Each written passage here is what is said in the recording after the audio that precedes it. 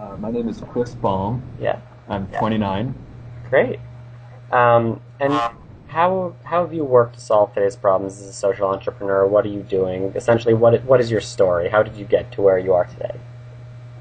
I was teaching seventh grade science in the West Philadelphia schools right as I was finishing college, and I just saw firsthand how many kids in middle school are making choices to leave school or making life choices that are hard to undo and make it impossible for them to finish their education. And when I realized just how many kids we're talking about, urban districts are losing half or more of their kids to dropouts, then I felt inspired to do something about that. And what came of that was Spark, the organization that I founded and have now run.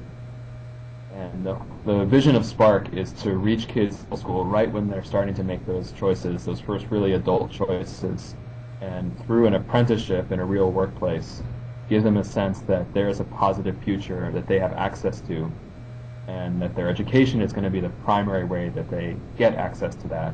So really to make it relevant, personally interesting, and to increase their motivation and confidence skills to navigate through school. Great. Do you have? I'm sure you have plenty of success stories. Do you have a few examples or one that you'd like to share of kids who've been positively impacted? Yeah, definitely. Um, yeah, we recently had a student in our Los Angeles programs who, we always work with schools that are serving primarily low-income, and within that, we want to serve those who are most struggling in school and most disengaged. So we got the student referred to us as someone who was really struggling in school, kind of the kind of student who doesn't want to look a teacher in the eye and really doesn't see why school, which is, frankly, a lot of students are feeling that. And we started the way we always start by asking, if you could try any career, any profession out there, what would really inspire you and motivate you? And students, as you can imagine, a wide range of answers to that. And this particular student said that she loved movies, she loved the entertainment world, and so it being LA, we could find a mentor for her fairly easily in that field, and we matched her with a mentor who is in charge of making movie trailers and previews for 20th Century Fox. And they had an incredible apprenticeship together over the course of one semester. On her first day in there, they showed her these previews they'd worked on for a new major film, Marmaduke, and it was targeted just at her age group exactly. It's about 13-year-old student. And she really thought she could do better. And so they said, go for it. And, she started describing, after she had seen the movie, what would make her really excited, what her favorite parts of it were. And I was there for this. I saw him ring in his assistant. They started taking notes. They started storyboarding this whole preview that she had in mind. And by the end of the semester, lo and behold, she had created a nationally distributed preview that was in theaters across the U.S. And she had had an experience where it really opened her eyes to the skills that she already had, the possibility that she had of finding a career like that would be really exciting. And her mentor had really painted the picture of how does school connect to this. The most obvious thing being, using English skills and communication skills is so relevant. And as her teachers reported, she came back to school a very different person, someone who had a personal stake in it, and that makes all the difference. Yeah, so a lot of the work we're going to be doing in the coalition is going to be kind of working across traditional established boundaries. And so, we'd like to know, how have you had to work across traditional boundaries to get things done? What are some examples of that? Well, one of the boundaries that never made sense to me is the boundary we have between young people and adults. When I first taught, I was in a school in West Philadelphia that was full of students who really needed something special to happen in their lives in order to make it through and receive their education. And they didn't realize that, 5 blocks away or 10 blocks away, there were universities, there were businesses that were using knowledge and creating knowledge constantly. And those businesses didn't know the students were there either, so the two really never crossed paths.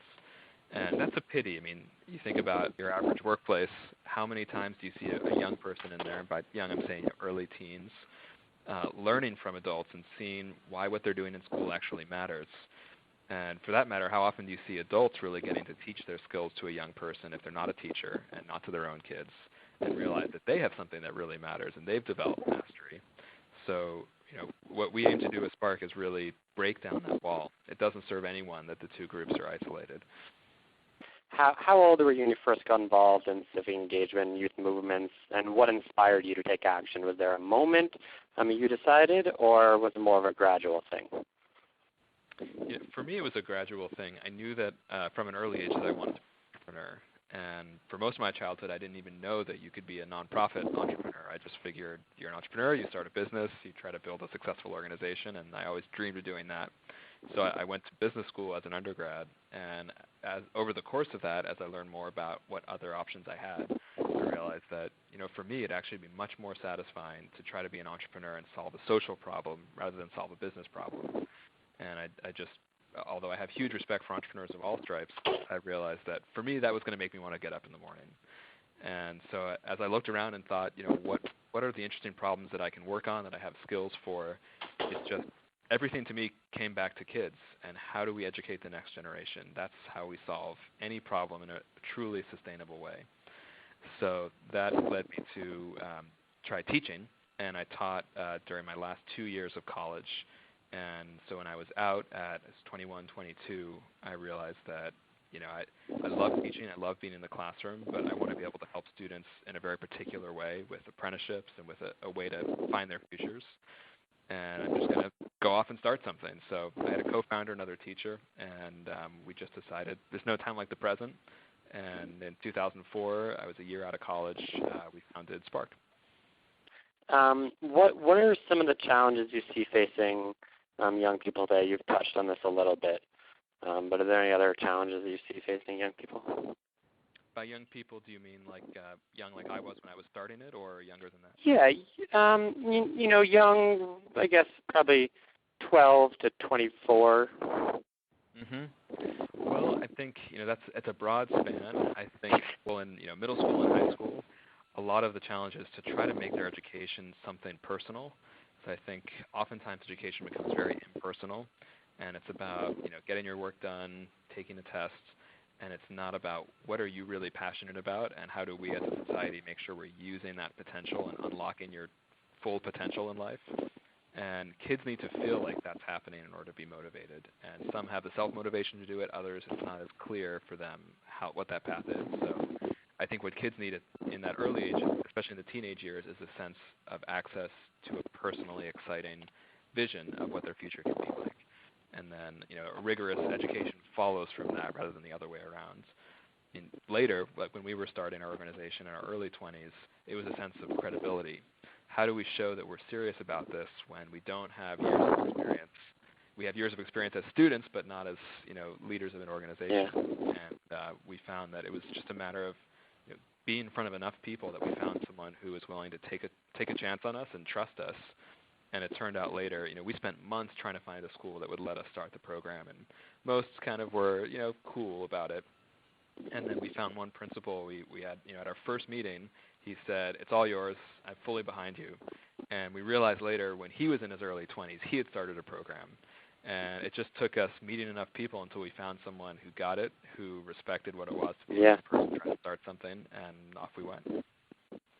And following up, what advice would you have for a young person who is interested in becoming more involved in their community, as a political process, and social entrepreneurship? What would you tell them? The simplest thing that we did early that has still been so useful, and we still do it, is to go around and do informational interviews. And we talk to nonprofit leaders, we talk to local elected officials, we talk to parents, and certainly talk to a lot of students, and just ask them what they were seeing. Where did they see the challenges their community was facing? Where did they see its strengths? Who should we talk to?